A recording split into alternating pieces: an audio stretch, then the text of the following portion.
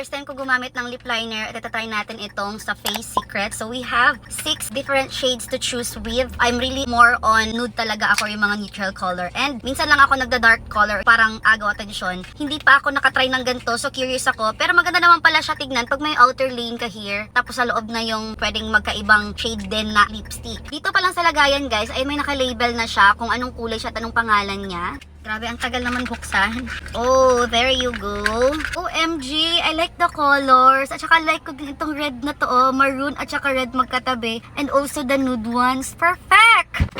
So, try ko to. Hala, pencil pala talaga siya. Perfect! Dito muna ako sa salamin, guys, ha. Lalagyan ko na siya ng inner shade. Ganda.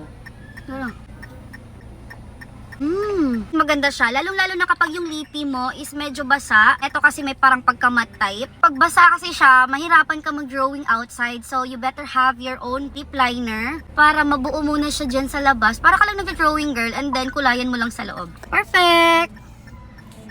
Pasok na pasak talaga to sa akin kasi nga yung mga kulay na available niya is yung usually talaga ginagamit ko. Nude, pang everyday at pag may ganap yung bidang kontra bidang pula. Ayan, at mura lang to ha. Lagay ko dyan sa yellow basket.